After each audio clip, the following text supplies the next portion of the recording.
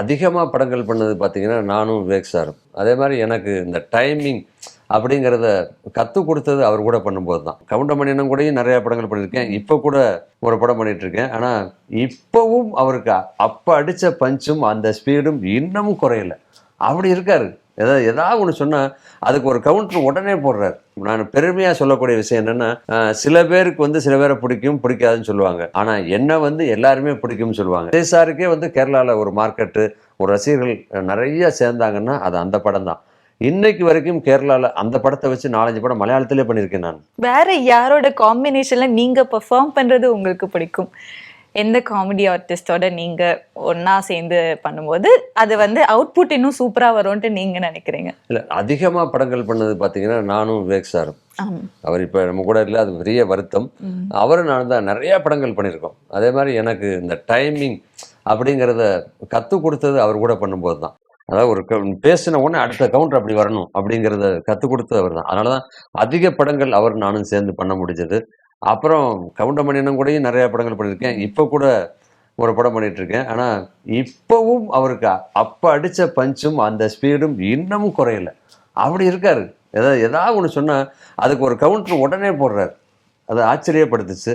எல்லா காமெடி நடிகர்களையும் இப்போ உள்ள யோகி பாபு வரைக்கும் அத்தனை நகைச்சுவை நடிகர்களோடையும், இப்போ இவர் புகழ் வரைக்குமே எல்லாரு கூடயும் நடிச்சாச்சு. அதே மாதிரி இது வரைக்கும் நான் பெருமையாக சொல்லக்கூடிய விஷயம் என்னென்னா, சில பேருக்கு வந்து சில பேரை பிடிக்கும் பிடிக்காதுன்னு சொல்லுவாங்க. ஆனால் என்ன வந்து எல்லாருமே பிடிக்கும்னு சொல்லுவாங்க. ஏன்னா நான் உங்கள்கிட்ட சொன்ன மாதிரி நான் இது தான் பண்ணுவேன், நான் தனியாக தான் பண்ணுவேன், எனக்கு இந்த கேரக்டர் வேணும், எனக்கு சாங் வேணும், எனக்கு அந்த ட்ரெஸ் வேணும் கேட்டதே இல்லை. எனக்கு என்ன உண்டோ அதை பண்ணிட்டு போயிடுவேன். இப்போ பேசும்போது விவேக் சார் பற்றி சொன்னீங்க இல்லையா? நீங்கள் விவேக் சார் காம்பினேஷனில் நிறைய படங்கள் சூப்பர் ஹிட்டாக இருந்திருக்கு. உங்களோட காம்பினேஷனே சூப்பர் ஹிட் காம்பினேஷன் தான் சொல்லலாம். அவர் கூட இருந்த ஒரு சின்ன சூப்பரான இன்சிடென்ட் ஏதாவது ஷேர் பண்ண முடியுமா எங்களுக்கு? நிறைய இருந்திருக்கு. ஆனால் அது இப்போ வேண்டாமே. என்னென்னா நிறைய படங்கள் அது நான் வந்து மறக்க முடியாதுன்னு பார்த்தீங்கன்னா, குட்லக் நிறைய படங்கள் பண்ணியாச்சு. பிரியமானவர்லேருந்து உன்னை தேடி, கண்ணெதிரே தோன்றினால், நிறையா இது ஆசிரியர் கடிதம், தில்லு, தூளு, அந்த மாதிரி நிறைய ஏகப்பட்ட படம் 2 பேர் காம்பினேஷன் தான்.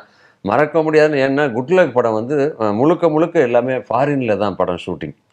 நம்ம அவ்வளோ பெரிய கப்பலை வந்து நம்ம பணம் கொடுத்து போய் சுற்றி பார்க்க முடியுமா, போக முடியுமானா அதுக்கு ஒன்று நேரம் ஒதுக்கணும், அப்புறம் அது டிக்கெட்டு போடணும், அப்புறம் கூப்பிட்டு போகணும். இதெல்லாம் வந்து எல்லாருக்கும் கிடைக்குமானா தெரியல.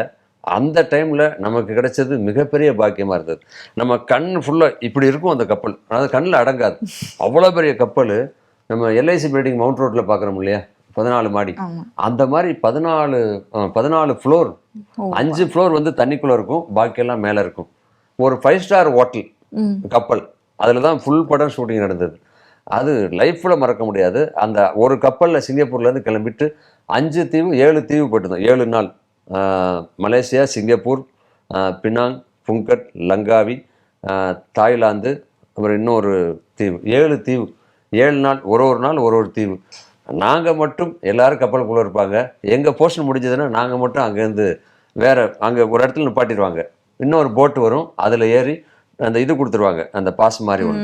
வெளியே பஸ்ஸு நிற்கும், அந்த பஸ்ஸில் ஏறி அந்த தீவுக்குள்ளே எங்கே வேணாலும் போய் சுற்றிட்டு மறுபடியும் ஒரு பெரிய அலாரம் சவுண்டு வரும். அங்கங்கே ஸ்டார் குரூஸ் எல்லாம் இருப்பாங்க. அவங்களே நம்மளை கூட்டு வந்து கப்பலில் ஏற்றிடுவாங்க. அது மறக்கவே முடியாது. அப்படியே ஒரு சிறப்பான நிகழ்வு அது. இந்த மாதிரி வேற ஏதாவது ஒரு படம் உங்களுக்கு வந்து மறக்க முடியாத ஒரு அனுபவத்தை, ஒரு சாட்டிஸ்ஃபேக்ஷன், நீங்க இந்த படத்துல நான் இந்த படம் பண்ணியிருக்கேன் அப்படின்ட்டு நீங்களே ரொம்ப சாட்டிஸ்ஃபைங்காக ஃபீல் பண்ணியிருக்கீங்க அப்படின்னா அது என்ன படமா இருக்கும்? அது எனக்கு எல்லா லாங்குவேஜ்லேயும் சரி, அது துள்ளாத மனம் துள்ளும், அது வெரி பிகினிங் ஸ்டேஜ். அதாவது அந்த படத்தை வந்து கிட்டத்தட்ட எல்லாருமே வந்து மினிமம் ஒரு 5 தடவை 6 தடவை.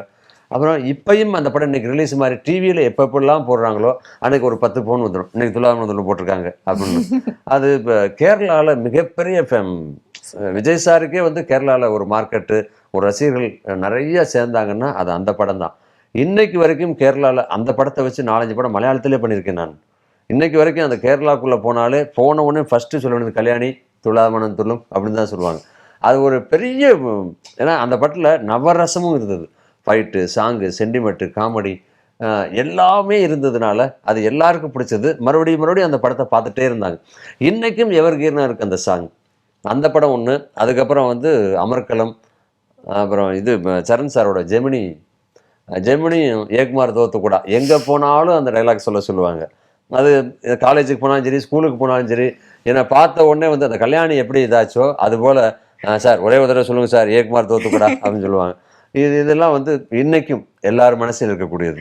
அது படமே வந்து பார்க்கும்போதே எங்களுக்கு ஒரு வைபிங்கா அப்படி ஃபுல் ஆன் காமெடி சூப்பரா இருக்கும். ஒரு ஸ்டார்டிங்ல இருந்து ஜெமினி படம் ஆமா ஆமா எண்ட் வரைக்கும் ஒரு நல்ல ஜாலியா இருக்கும் அது படம் ஒரு பார்க்கும்போது. பயங்கர அடிதடி ஃபைட் மாதிரி இருக்கும். ஆனா அது கூட வந்து ஒரு என்டர்டைன்மெண்டாவே தான் போகும். ஆமா. படத்தோட நீங்க படத்துல ஒர்க் பண்ணும்போது ஆக்சுவலி அந்த கேங் செட்டப் அப்படி எப்படி இருக்கும்ன்றது சொல்லுங்க சார். இல்ல சரண் சார் படத்துல நம்ம வந்து இப்போ வந்து இந்த சிமி ஜிப்பு அது இது நிறைய கோப்ரா எங்க என்னென்னமோ எல்லாம் வந்திருக்கு.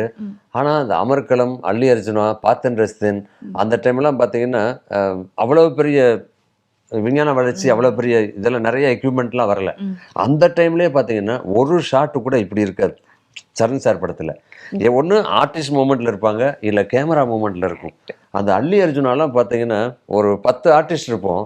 செல்லுக்குள்ளே வந்து நான், மனோஜ், தாமு 3 பேர் இருப்போம். சார்லி சார் இருப்பார் அதில்.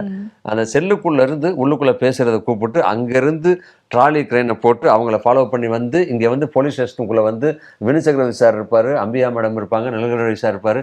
இவ்வளவையும் பேசிட்டு அதுக்கப்புறமா அந்த பக்கம் மேலே போய் ஒரு சின்ன சந்து இருக்கும், அதுக்குள்ளே போய் நிற்கும். அந்த ஜன்னல் வழியாக ஹீரோயின் எட்டி பார்க்கும். அதாவது மிரண்டிருக்கேன் நான். வெங்கடேஷ் சார் கேமரா வேற லெவலில் இருக்கும். அதே மாதிரி பஸ்ஸுக்குள்ளே அந்த பார்த்தேன் ரசித்தேன்லாம் விளையாடி இருப்பாங்க. அமர்கலமும் சரி, இந்த பக்கத்தில் சீனிவாசா தேட்டர் தான், அங்கே தான் ஃபுல் படம் அமர்கலம் ஷூட்டிங் நடந்தது. ஒரு சில போர்ஷன் மட்டும் செஞ்சு இந்த கடத்திட்டு போகிற போர்ஷன் மட்டும், மற்றபடி எல்லாம் இங்கே சீனிவாச தேட்டர் தான். காலைல தூங்கி எதிர்த்தா நேராக தேட்டருக்கு வந்துட வேண்டியது. அப்போ தேட்டரு இருந்தது. அதனால் வந்து அப்பப்போ இப்படி போர் அடிச்சதுன்னா ஏதாவது ஒரு ரீலை போட சொல்லி பார்க்குறது, அதெல்லாம் ஒரு ஜாலியான பீரியட் அது. ஓகே.